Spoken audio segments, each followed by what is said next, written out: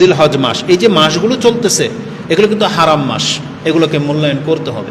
আল্লাহ সুবহানাহু ওয়া তাআলা নিজেই বলেছেন, ফালা তাজলিমু ফিন্না আনফুসাকুম, খবরদার তোমরা এই মাসগুলোতে নিজের নাফসের উপরে জুলুম করো না। আব্দুল ইবনে আব্বাস তো বলেছেন যে 12 বছরে নিজের উপর জুলুম করা যাবে না, কিন্তু ইমাম কাতাদা রাহিমাহুল্লাহ তিনি বলেছেন 12 মাসে জুলুম করা যাবে না, এটা সত্য, কিন্তু আল্লাহ নিজে যেহেতু 4 মাসকে হারাম ঘোষণা করেছেন, তাহলে অবশ্যই আমাদের উচিত এই মাসগুলোকে মূল্যায়ন করা। কিন্তু ম্যাক্সিমাম মুসলিমই জানে না যে হারাম মাস বলতে কি বোঝায়, জানে না। হারাম এরিয়ার কি গুরুত্ব বোঝে না। মক্কা মদিনাতে হজ উমরা করতে যায়, সেখানে বসে বিড়ি টানে, বুঝেন, সেখানে বসে হারাম এরিয়ার ভিতরে। আবু বকর রাদিয়াল্লাহু তাআলার বাড়ি যেটাকে মসজিদের অন্তর্ভুক্ত করা হয়েছে, সেই সিঁড়িটা পুরাটাই সিগারেট খোরদের আড্ডাখানা হয়ে গেছে, সেখানে বসে বসে বিড়ি টানে। অথচ রাসূলুল্লাহ সাল্লাল্লাহু আলাইহি ওয়াসাল্লাম আমাদেরকে জানিয়েছেন, ইমাম বুখারী সে হাদিস কোট করেছেন, 3 শ্রেণীর মানুষ আল্লাহর নজরে সব থেকে বেশি রাগান্বিত, মানে আল্লাহ তাদের উপরে সব থেকে বেশি রাগান্বিত। সালাসাতুন আবগাদু ইলাল্লাহি সালাসাতুন, 3 শ্রেণীর মানুষের প্রতি আল্লাহর রাগ খুব বেশি হবে। সেটা কি? মুলহিদুন ফিল হারাম, যারা হারাম এরিয়াতে পাপ করে বা বেদাত করে। মুলহিদ বলা হয় দুই ধরনের ব্যক্তিদেরকে, যারা পাপ করে এবং যারা বেদাত করে। তো যদি হারাম এরিয়াতে কেউ বেদাত করে বা হারাম এরিয়াতে যদি কোনো ব্যক্তি পাপ করে, তাহলে এই ব্যক্তির উপরে আল্লাহ অনেক বেশি অসন্তুষ্ট হন। আর মুবতাগিন ফিল ইসলামে সুন্নাতাল জাহিলিয়া, যেই ব্যক্তি ইসলাম পেয়ে গেল কিন্তু ইসলাম ধর্ম পাওয়ার পরে সে আবার ওই জাহিলিয়াতের রীতিনীতি ফলো করে, তাহলে এই ব্যক্তির উপর আল্লাহ অনেক বেশি নারাজ। কেন? এতদিন আমাদের কাছে জ্ঞান ছিল না, আল্লাহ কোরআন নাজিল করলেন, রাসূল পাঠাইলেন, আমি আর আপনি মেনে নিলাম, মুসলিম হইলাম, তারপরও আপনি রোদন করবেন, তারপরে আপনি কান্নাকাটি করতে করতে জামা কাপড় ছিঁড়ে ফেলবেন, তারপরে আপনি ইসলামিক আগের যে রুলস যেগুলোকে হারাম ঘোষণা করা হয়েছে, যে সুদ খান, এটা জাহিলিয়াতের প্রথা, জেনা যারা করে, জেনার বেশ্যাবৃত্তি যারা করে, এগুলো জাহিলিয়াতের প্রথা। রাসূল কি বলেছেন? যে বিদায় হজের ভাষণ দিন বলেছিলেন যে আল ইয়ৌম মিন আমরিল জাহিলিয়া কুল্লু আমরিল জাহিলিয়া তাহতা কাদামাইয়া মাওদুউন, আজকে আমি আমার পায়ের নিচে রেখে দিলাম। তার মানে এই মুসলিম কোনোদিন জাহিলিয়াতের রীতিনীতিগুলো আবার সমাজে নিয়ে আসতে পারে না। তার মানে যেগুলো জাহিলিয়াতের যুগে হারাম ছিল সেগুলো আবার নতুন করে এই মুসলিমরা নিজেদের জীবনে ফিরিয়ে নিয়ে আসতেছে। বিয়ে শাদিতে দেখেন কি করা হয়, তারপরে যে কোনো কিছুতে অনুষ্ঠানগুলোতে ওই গান বাজনা, নাচ গান, মদ, নেশা, এগুলোর সাথে এগুলো সব জাহিলিয়াতের প্রথা। অথচ আল্লাহ সুবহানাহু ওয়া তাআলা আমাদেরকে ইসলাম দিয়ে ধন্য করেছিলেন। রাসূলুল্লাহ সাল্লাল্লাহু আলাইহি ওয়াসাল্লাম যখন মদিনাতে আসছেন, দেখলেন যে 2 দিন তারা খেলতামশা করে, বলছে মা হাজানে ইয়াউমানে, এই 2টা দিন কি তোমরা যে আনন্দ উৎসব করো? তখন তারা বলেছিল যে যাকা ইয়াউমানে নালআবু ফিল জাহিলিয়া, এই 2টা দিন তো আমরা জাহিলিয়াতের যুগ থেকে খেলতামশা করে আনন্দ উৎসব করে কাটাতাম।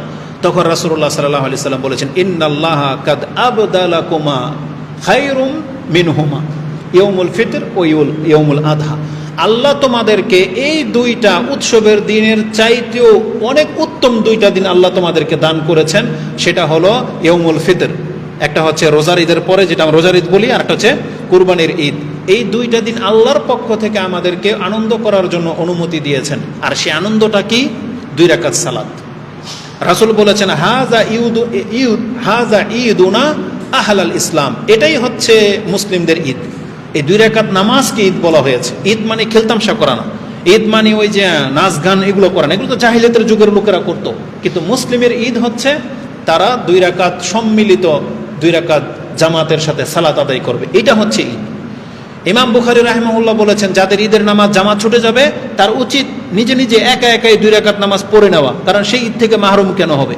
বলছে যেহেতু রাসূল বলেছেন হাজা ঈদুনা আহলুল ইসলাম, এটাই হচ্ছে ইসলামের ঈদ। তাহলে এগুলোকে মাথায় রাখবেন। সব সময় আনন্দ, খেলতামশা, গান বাজনা এগুলোকে আনন্দ বলে না, বরং এগুলো আল্লাহর নাফরমানিতে লিপ্ত হচ্ছে। তা আমাদেরকে কি করতে হবে? এই হারাম মাসগুলোর খেয়াল রাখতে হবে। আল্লাহ বলেছেন, ইন্না ইদ্দাতা শুহুরি ইনদাল্লাহি 12 শাহরান ফি কিতাবিল্লাহ ইয়াউমা খালাকাস সামাওয়াতি ওয়াল আরদা মিনহা আরবাআতুন হুরুম, এই 4টা মাস হচ্ছে হারাম মাস। যে মাসগুলোর নাম রাসূলুল্লাহ সাল্লাল্লাহু আলাইহি ওয়াসাল্লাম বলেছেন সেটা হচ্ছে যুলকাদা, জিলহিজ্জা, মুহররম ও রজব। এই 4টা মাস হচ্ছে হারাম মাস, সেগুলোকে মূল্যায়ন করার চেষ্টা করবেন। আর সেটা কি? যেমন এই যে আমরা তো জিহাদ এমনি ছেড়ে দিয়েছি, উপরন্ত আমাদেরকে এই মাসগুলোতে হত্যা করা, ঝগড়া ফাসাদ করা, গালি দেওয়া, পাপ করা, এগুলো থেকে বিরত থাকতে হবে। যত দূর সম্ভব জিকিরে, আল্লাহ সুবহানাহু ওয়া তাআলা জিকির করা, ইবাদতে কাটানো উচিত। ঝগড়াকে পরিহার করতে হবে, যেহেতু আমাদের এক দল মক্কাতে পৌঁছে গেছে, তারা আল্লাহর জিকিরে লিপ্ত, তারা অনেক রকমের ইবাদতে লিপ্ত। আমি আর আপনি কেন মাহরুম থাকবো? এই জন্য আমাদেরকে এই সময়গুলোতে জিকির করে আল্লাহ সুবহানাহু ওয়া তাআলার নেকির রাস্তা বেশি অর্জন করা উচিত। তাহলে এই ছিল 4টা মাস সম্পর্কে। দ্বিতীয় বিষয় যেটা উল্লেখ করব সেটা হচ্ছে, এটা হচ্ছে হজের মাস। আর আমরা জানি যে অনেকে হজে চলে গেছেন, আর যারা হয়তো সামর্থ্যবান যাননি, আপনি ভুল করেছেন, যাওয়া উচিত। এবং যাদের কাছে জ্ঞান পৌঁছেনি, আপনাকে জ্ঞান অর্জন করা উচিত। কারণ হজ হলো ইসলামের একটা রুকন। 5টা যে পিলার হয় ইসলামেরকে, পুরো ইসলামটাকে 5টা পিলারের উপর দাঁড় করে দেওয়া হয়েছে। যদিও হাজারো ইবাদত আছে, কিন্তু আল্লাহর কাছে সব থেকে মূল্যবান ইবাদত হচ্ছে আরকানগুলো, রুকন। তার মধ্যে যেমন এই যে আপনি সাক্ষী দিচ্ছেন আল্লাহ ছাড়া সত্য কোনো ইলাহ নাই, মুহাম্মদ সাল্লাল্লাহু আলাইহি ওয়াসাল্লাম আল্লাহ রাসূল, তাহলে আপনি একটা রুকনকে প্রতিষ্ঠিত করলেন। এখন বাকি 4টা আপনাকে প্রতিষ্ঠিত করতে হবে। তার মধ্যে মূল হচ্ছে সালাত, নামাজ। এটার পরে বাকিগুলা শুরু হবে।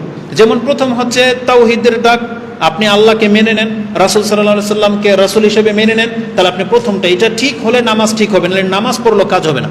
একটা হিন্দু যদি নামাজ পড়ে কাজ হবে? কাজ হবে না। তার মানে আগে ঈমান লাগবে, তারপরে নামাজ। ঠিক আপনি এটা বুঝে নেন। আপনি সিয়াম রাখতে চান, কুরবানি করতে চান, হজ করতে চান, তাহলে আপনি আগে নামাজ ঠিক করেন। বেনামাজের কুরবানি কবুল হয় না। বেনামাজে হজে গেলেই কি, রোজা রাখলেই কি, আর জাকাত দিলেই কি? এই কথাটা যত দ্রুত মানুষ বুঝতে পারবে তত দ্রুত সে নামাজ পড়বে। কিন্তু এই শিক্ষাটা আমাদের সমাজে দেওয়া হয় না। তারা মনে করে যে বেনামাজি হইলেও মুসলিম। না, বেনামাজির থেকে মুসলিম গণ্য করা হয় নাই। এজন্য ইমানের পরে নামাজের কথা আসবে, আর নামাজের পরে অন্য অন্য বিষয়ের কথা আসবে। নামাজ যার নাই তাকে বলা হবে না তুমি জাকাত দাও। যে নামাজ পড়ে না ওকে বলা হবে না তুমি কুরবানি করো, তুমি হজে যাও, বলা হবে না। আগে বলা হবে তুমি আগে সালাত পড়ো, নামাজ পড়ো। নামাজিদের জন্য কুরবানি, নামাজিদের জন্য হজ, নামাজিদের জন্য হচ্ছে সিয়াম। এই কথাটা যত তাড়াতাড়ি বুঝতে পারবেন তত তাড়াতাড়ি আপনি বিপদ থেকে মুক্ত। আপনি কোরআনের একটা আয়াতকে লক্ষ্য করেন, ছোট্ট একটা আয়াত। আল্লাহ কি বলেছেন? ইন্না আতাইনা কাল কাউসার। তারপরে আল্লাহ বলেছেন ফাসাল্লি লিরাব্বিকা ওয়ানহার। তুমি আগে নামাজ পড়ো, তারপর কুরবানি করো।